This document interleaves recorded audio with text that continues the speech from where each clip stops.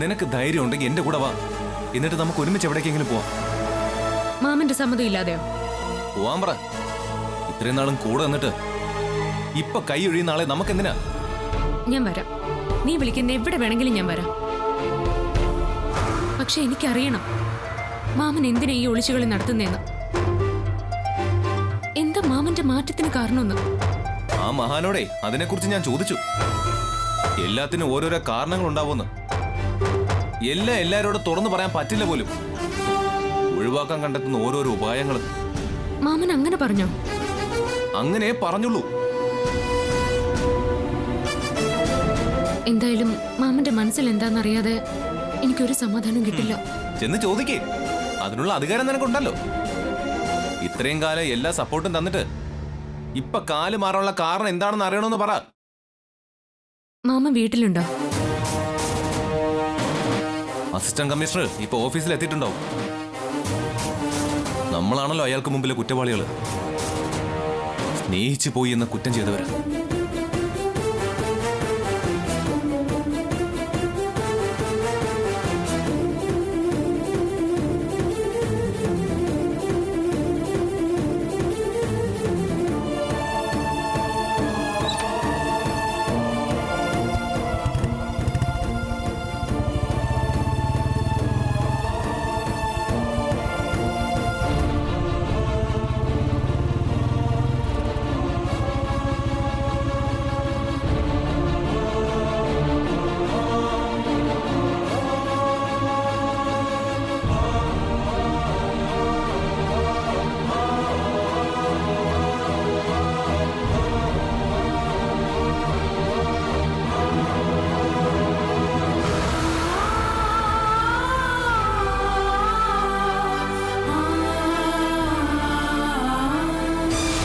ആദിയും തുളസിയുമായുള്ള വിവാഹം നടക്കുന്നതോടെ ഒരു മരണം അത് സുനിശ്ചിതമാണ്. വിവാഹം കഴിഞ്ഞ 3-ാം ദിവസം അത് സംഭവിക്കും. നക്ഷത്രവിധി പ്രകാരം ഇവർ ഒന്നിച്ചാൽ വധുവിന്റെ അമ്മയ്ക്ക് മരണം സംഭവിക്കും.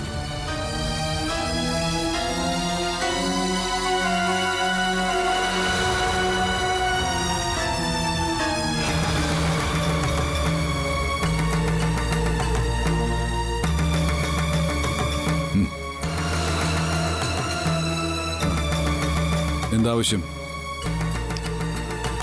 എനിക്ക് മാമനോട് കുറച്ച് കാര്യങ്ങൾ സംസാരിക്കാനുണ്ട്.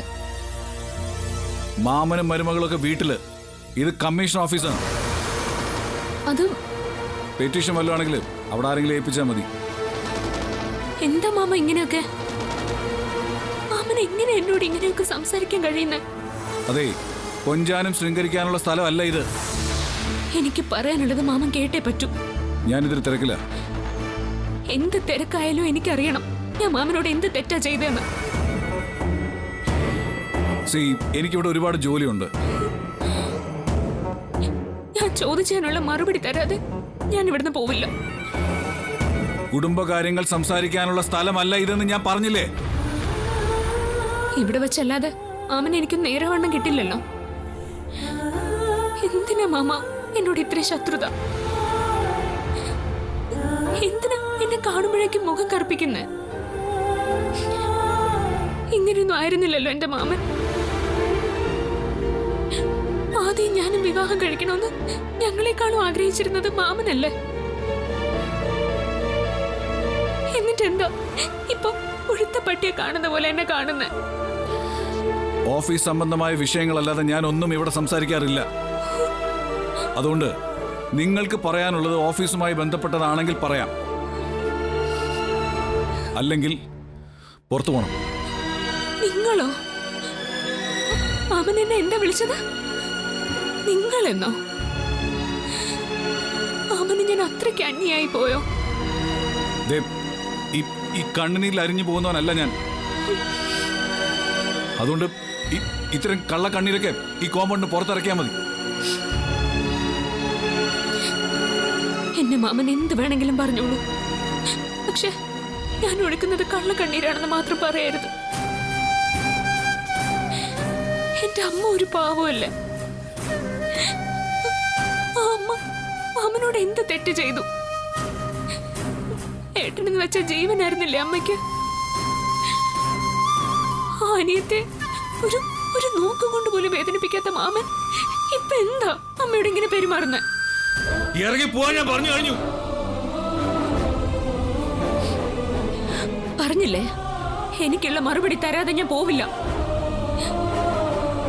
ഡോ, എന്റെ സമ്മതമില്ലാതെ ഇവിടെ ആരും കൂടി കയറ്റി വിട്ടത്? രാജേന്ദ്രൻ പിടിച്ച് പുറത്താക്കി വിളിയെന്നും കൂടി പറ മാമ. ശ്ശെ. ഡോ, തുളസി വാശിക്കാരി തന്നെയാ, അറിയേണ്ടത് അറിഞ്ഞിട്ടേ പോവൂ. പക്ഷെ ഇവിടെ എന്റെ മാമൻ തോൽക്കരുത്. നഷ്ടവും തോൽവിയും ഇനി എന്നും തുളസിക്കാവട്ടെ.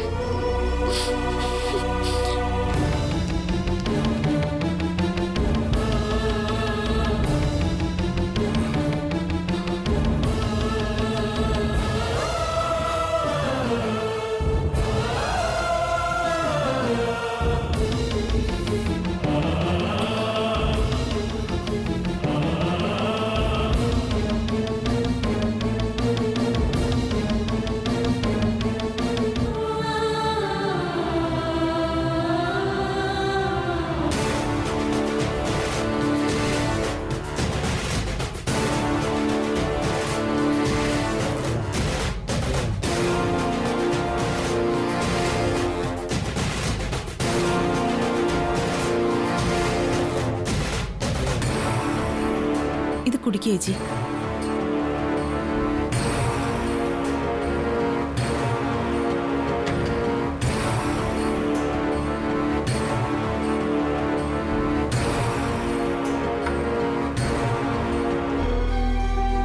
ആദ്യം ആകെ മാറിയിട്ടുണ്ട്.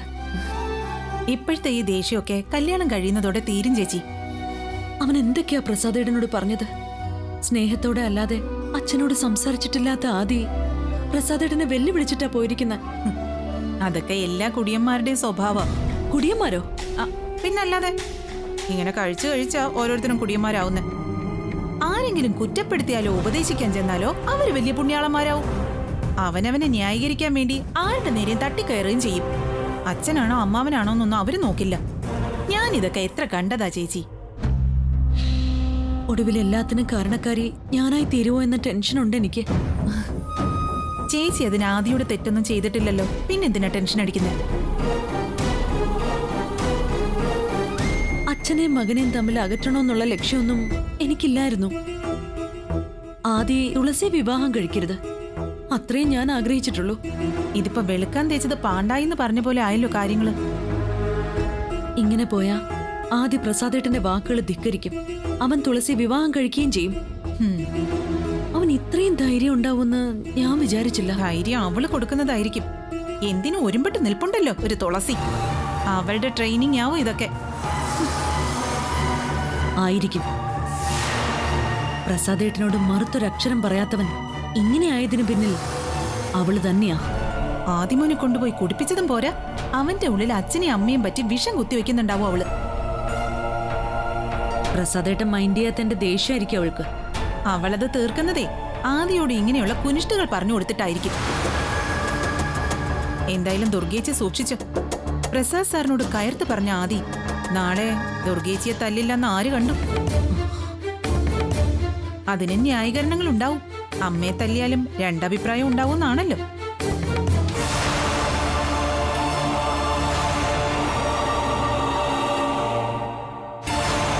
എല്ലാത്തിനും എത്രയും പെട്ടെന്ന് തീരുമാനം ഉണ്ടാക്കണം.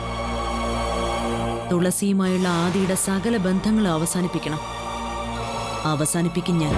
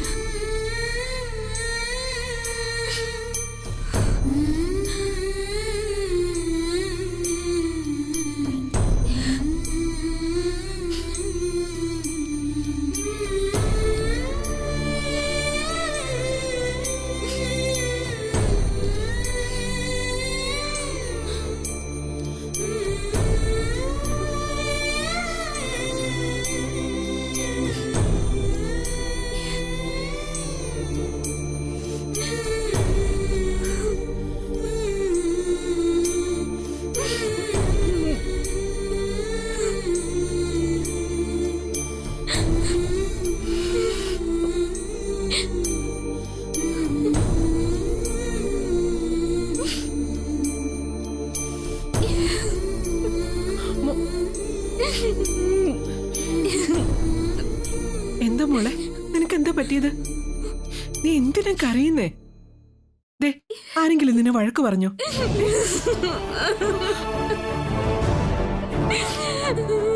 മോളെ, മോളെ, ഈശ്വര, എന്റെ മോൾക്ക് ഇത് എന്ത് പറ്റിയതാ? എന്താ മോളെ നിനക്ക് പറ്റിയത്? അമ്മയോട് പറ. നീ മാമനെ കണ്ടായിരുന്നോ? ഒരു പരിചയമില്ലാത്ത ഒരാളോട് പെരുമാറുന്ന പോലെയാ മാമൻ എന്നോട് പെരുമാറിയത്. മോളെ ദേവമംഗലത്ത് പോയിരുന്നോ? മാമൻ എന്തിനാ നമ്മളോട് ഇങ്ങനെ അകൽച്ച കാണിക്കുന്നറിയാൻ ഞാൻ മാമന്റെ ഓഫീസിൽ പോയതായിരുന്നു.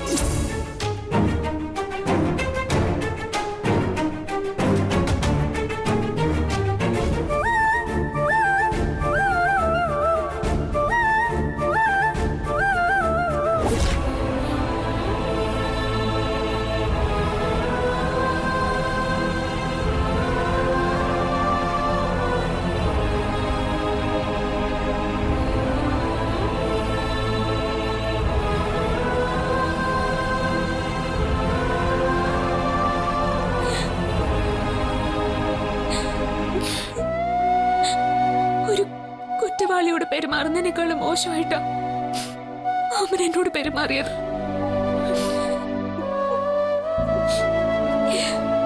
എന്റെ മോള് വിഷമിക്കരുത്. മാമന്റെ മനസ്സിൽ നമ്മളെ കുറിച്ച് എന്തോ തെറ്റായ ധാരണയുണ്ടായിട്ടുണ്ട്. അല്ലാതെ മോളോട് മാമൻ അങ്ങനെയൊന്നും പെരുമാറില്ല. മാമന്റെ മനസ്സിൽ എന്താണെന്ന് അറിയണം. അതിനുവേണ്ടിയാ ഞാൻ മാമന്റെ ഓഫീസിൽ പോയത്. ആർക്കറിയാം എന്റെ ഏട്ടന്റെ മനസ്സിൽ എന്താണെന്ന്?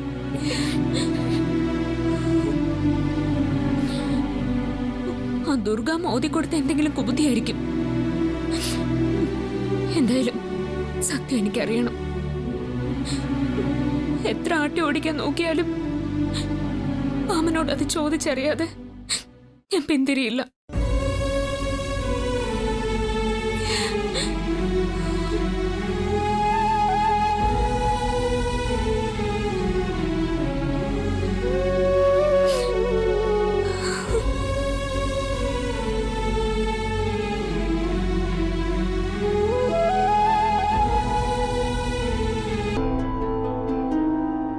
അപ്പൊ അച്ഛനാണ് വില്ലൻ? എടാ, വില്ലൻ എന്നൊന്നും പറയാൻ പറ്റില്ല. അമ്മ നിനക്ക് സപ്പോർട്ടല്ലേ? അതെ, എന്നാലും ഒരാള് നേരെയാകുമ്പോൾ മറ്റേ ആൾ ഓപ്പോസിറ്റായി മാറുന്നു.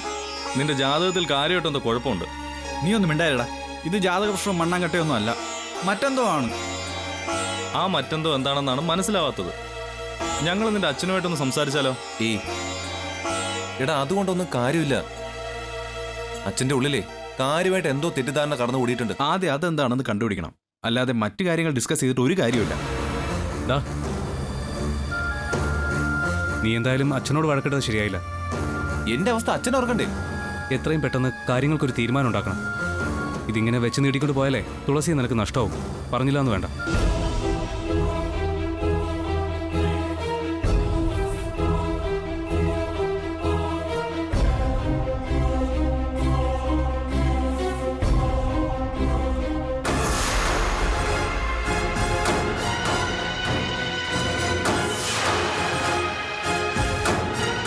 തുളസി നമ്മളെപ്പോലെയൊന്നുമല്ല.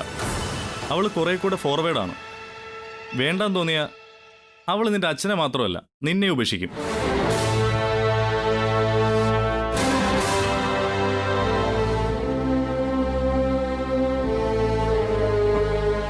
നിന്നെ ടെൻഷൻ അടിപ്പിക്കാൻ വേണ്ടി പറഞ്ഞല്ല.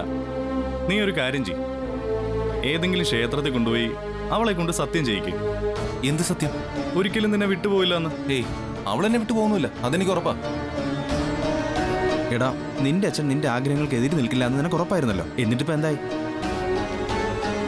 മനുഷ്യനല്ലേ അളിയാ, ആര് എപ്പോ എങ്ങനെ മാറുമെന്ന് പറയാൻ പറ്റില്ല.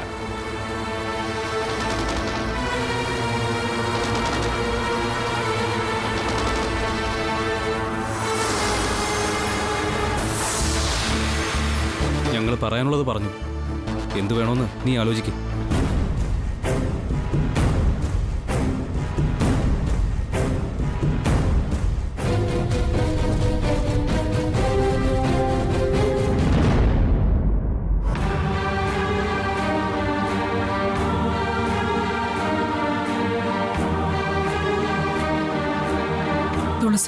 വെച്ച ഏട്ടന് ജീവനായിരുന്നു. അവളെ കഴിഞ്ഞ് പ്രസാദേട്ടന് ആദ്യം പോലും ഉള്ളൂ. അങ്ങനെയുള്ള ഏട്ടൻ എന്താ പറ്റിയത്? തുളസിയോട് ഇത്രയും ദേഷ്യം ഉണ്ടാവാൻ അവൾ എന്ത് തെറ്റ ഏട്ടനോട് ചെയ്തത്? ഒരിക്കൽ ഞാൻ ഈ കാര്യം പ്രസയോട് ചോദിച്ചതാണ്. അന്ന് ഇല്ലാത്ത തിരക്ക് കാണിച്ച് പ്രസ എന്നെ ഒഴിവാക്കി. ആദ്യ തുളസി വിവാഹം കഴിക്കുന്നതിൽ ഏട്ടൻ എന്തെങ്കിലും ഇഷ്ടക്കേട് കാണും. അത് ചിലപ്പോ നമ്മളോട് തുറന്നു പറയാൻ മടിച്ചിട്ടായിരിക്കും.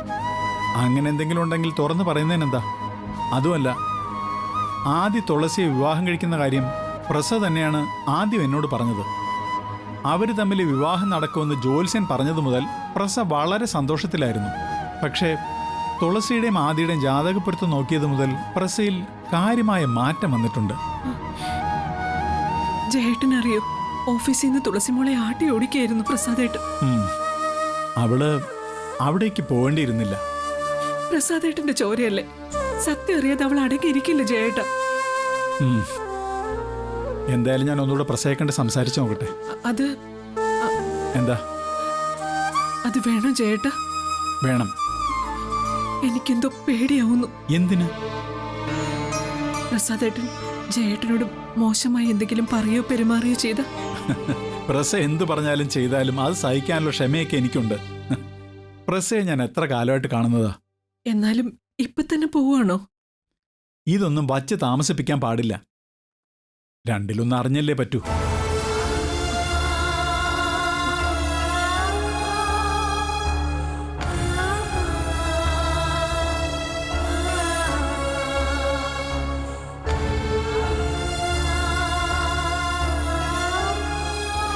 ഫാമിലി മാറ്റേഴ്സ് സംസാരിക്കേണ്ട സ്ഥലമല്ല ഇതെന്ന് പ്രത്യേകിച്ച് ജയനോട് പറഞ്ഞു തരേണ്ട കാര്യമുണ്ടോ? പ്രസ എന്തു പറഞ്ഞാലും ഞാൻ കേൾക്കും. എനിക്കറിയണം എന്താണ് പ്രസയുടെ ഈ മാറ്റത്തിന്റെ കാരണമെന്ന്. എന്താ എന്നെ ഉപദേശിക്കുകയാണോ അതോ ചോദ്യം ചെയ്യേ? എന്താ നിന്റെ ഉദ്ദേശം? ഈ ഉപദേശം ചോദ്യം ചെയ്യുന്ന എന്റെ അടുത്ത് വേണ്ട. പ്രസയെ ചോദ്യം ചെയ്യാൻ ഞാൻ ആരാ? പിന്നെ ഉപദേശം? ഈ കാലം അത്രയും അങ്ങനെ ഒരു കാര്യം ഉണ്ടായിട്ടില്ലല്ലോ. മറ്റൊന്നും പറയാനില്ലേ, പുറത്തു പോകണം. ഇത് ഓഫീസ് ടൈമാ. അറിയാം. തുളസി മോള് എന്ത് തെറ്റാണ് പ്രസയോട് ചെയ്തത്? അവളെ ഇവിടുന്ന് ആട്ടി ഇറക്കാൻ മാത്രം എന്താണ് പ്രസയുടെ ജീവിതത്തിൽ ഉണ്ടായത്? എല്ലാരും കൂടെ വന്ന് എന്നെ ചോദ്യം ചെയ്യേ. ആദ്യയുടെ ചോദ്യം ചെയ്യലും വിസ്താരമൊക്കെ കഴിഞ്ഞു. ഇനിയിപ്പോ തുളസിയുടെ ആവട്ടെ. പിന്നെ നീയും പ്രിയയും എല്ലാരും കൂടെ വന്ന് ചോദ്യം ചെയ്യേ. പ്രതിക്കൂട്ടിൽ നിൽക്കാൻ ഞാൻ എന്താ മതിയോ? പ്രസാദ്, ഇമോഷണൽ ആവേണ്ട കാര്യമൊന്നുമില്ല. തുളസി മോൾക്ക് വല്ലാതെ വേദനിച്ചിട്ടുണ്ട്. പ്രസയിൽ നിന്നും അങ്ങനൊരു പ്രതികരണം അവൾ പ്രതീക്ഷിക്കുന്നില്ലല്ലോ. എനിക്കിപ്പോ ഇങ്ങനെ പ്രതികരിക്കാനേ പറ്റൂ. സഹിക്കാവുന്നവർ സഹിക്കുക, അല്ലാത്തവരെന്നെ ഉപേക്ഷിച്ചേക്ക്. ഈ ഒഴിഞ്ഞുമാറ്റത്തിന്റെ കാരണമാണ് എനിക്ക് മനസ്സിലാവാത്തത്. ആദ്യം തുളസിയുമായുള്ള വിവാഹം നടന്നാൽ പ്രസയ്ക്ക് വല്ലതും സംഭവിക്കുമെന്ന് ജ്യോത്സ്യം പറഞ്ഞോ?